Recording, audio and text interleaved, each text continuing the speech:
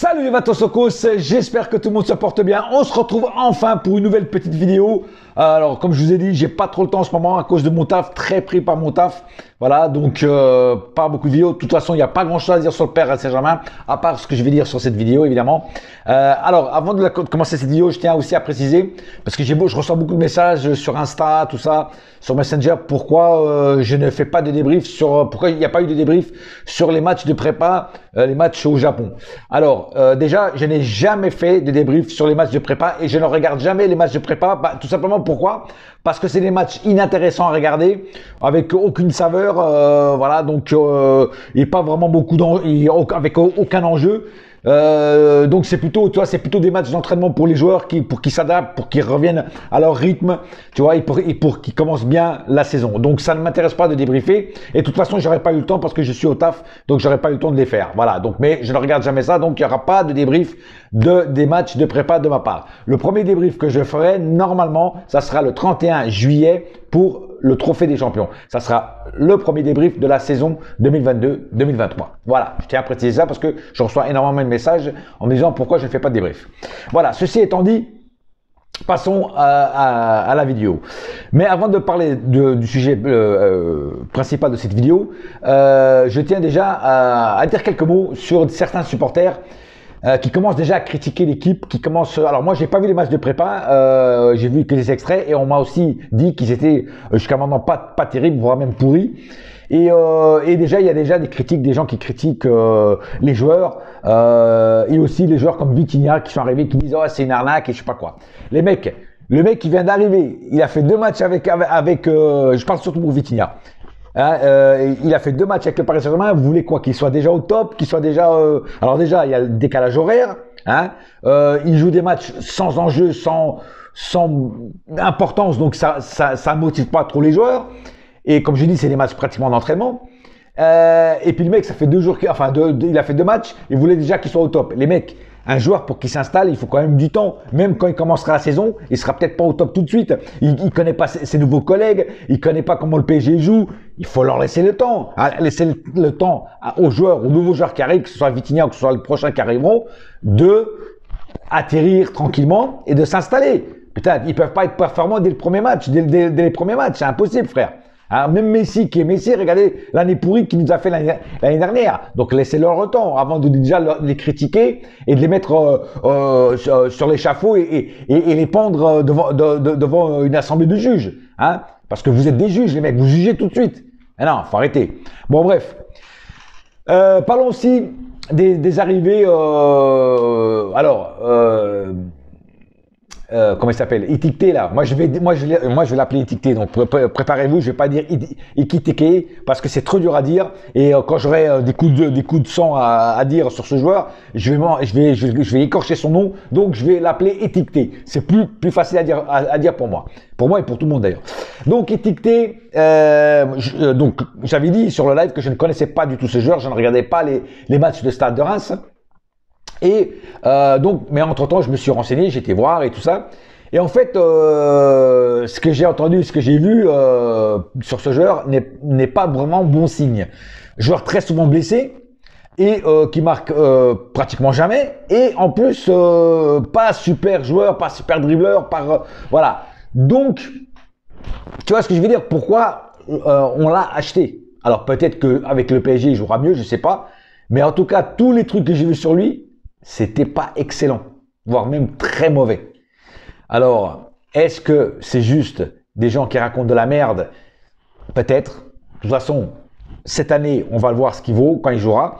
Mais mon petit, si tu joues mal, si t'es pas bon, si t'as pas le niveau pour jouer au Paris Saint-Germain, tu vas te faire descendre par moi en premier déjà dans mes débriefs et par tous les autres youtubeurs qui font des débriefs sur le Paris Saint-Germain et sur les matchs du Paris Saint-Germain. Donc, je t'attends au tournant. Je vais pas te critiquer tout de suite, mais j'attends pour voir. En tout cas, c'est pas une super recrue. Je vais vous dire franchement, par rapport à ce que j'ai entendu. Maintenant, parlons de Mukwele. Alors, il paraît qu'il sera en partance de Leipzig pour arriver à Paris. Pareil, encore un nom.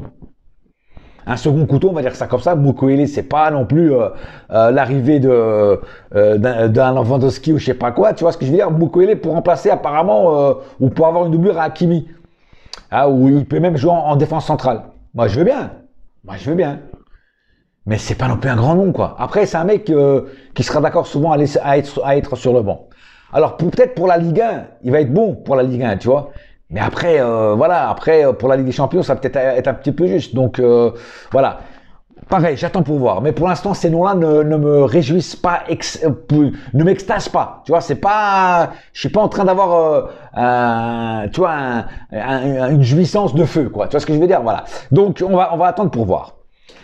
Maintenant, Scamacca ne viendra pas à Paris, c'est fini. Il va partir à West Ham. Le PSG et le club où il est ne sont pas mis d'accord. Ils ont demandé trop. Le PSG, on n'est plus des pigeons. Campos a mis les points sur les i. L'époque où on était des pigeons, où il fallait payer des joueurs à prix d'or et des joueurs qui ne valaient des fois pas grand-chose, c'est fini, cette époque-là. Donc, Scamacca, trop cher. Scamacca, West Ham a été d'accord. Voilà, il va partir à West Ham, donc Scamacca ne viendra pas.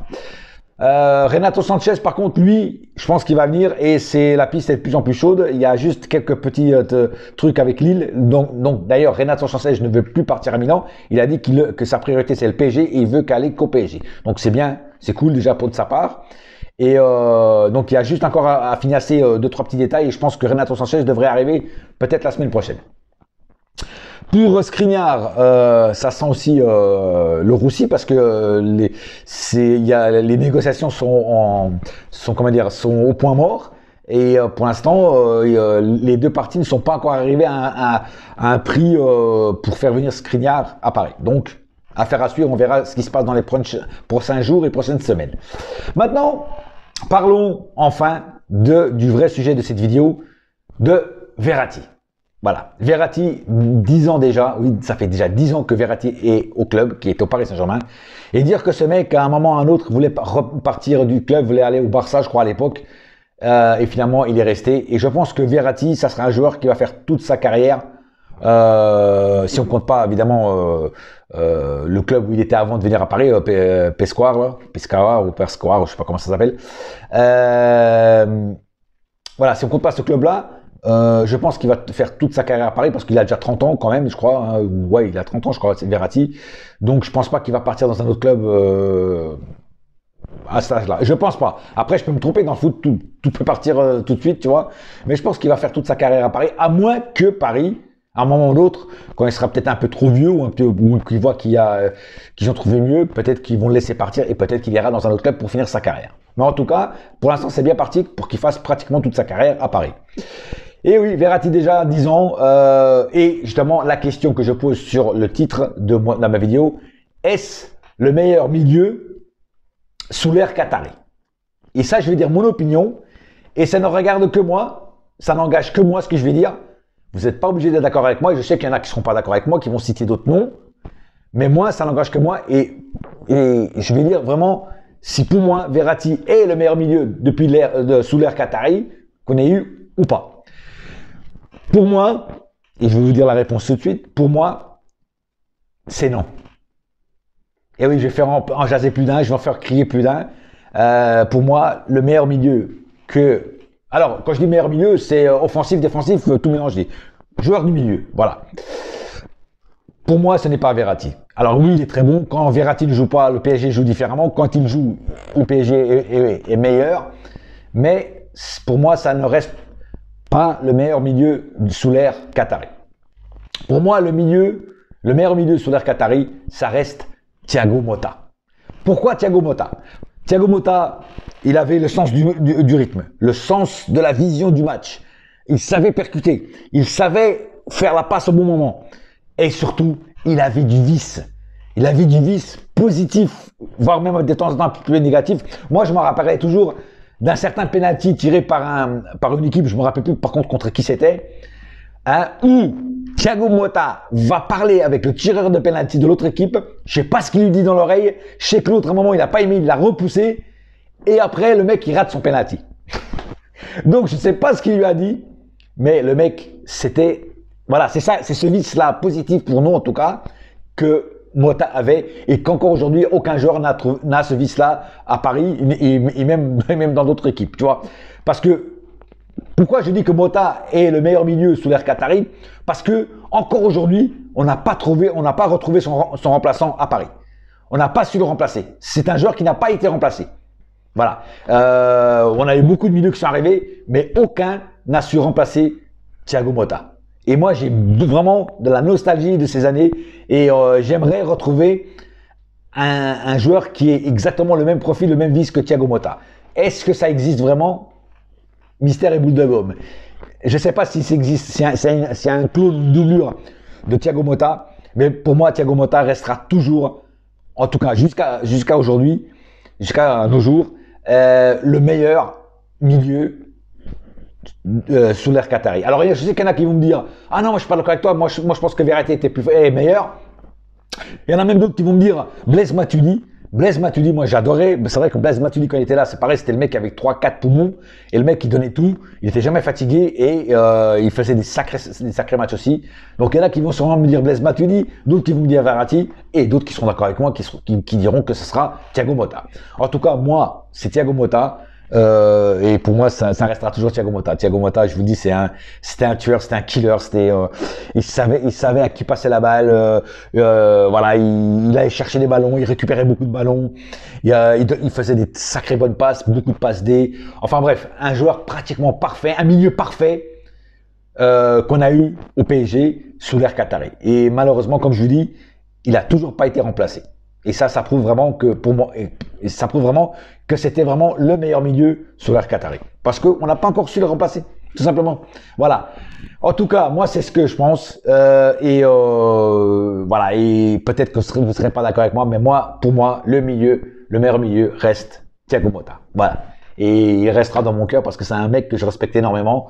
Et c'est même un mec qui, pour moi, mériterait. Alors là, en ce moment, il est entraîneur. Et il faut qu'il se fasse les griffes sur d'autres championnats avec des petites équipes.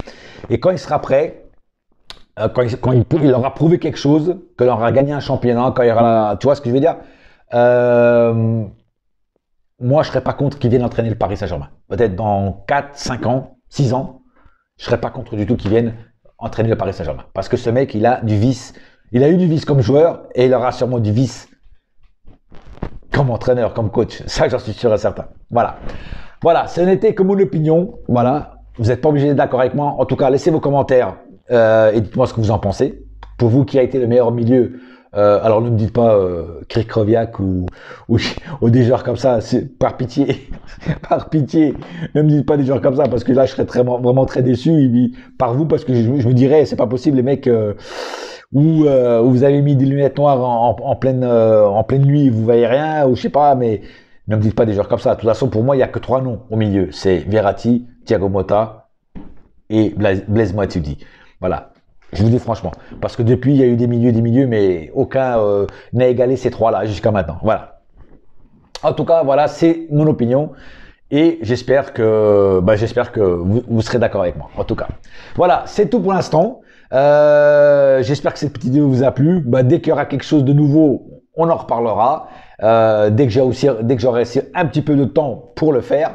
Mais en attendant, n'oubliez pas une chose, un seul cœur, un seul club, c'est Paris ma gueule, yes my friend, et la saga continue. Oh ouais, allez, bouya!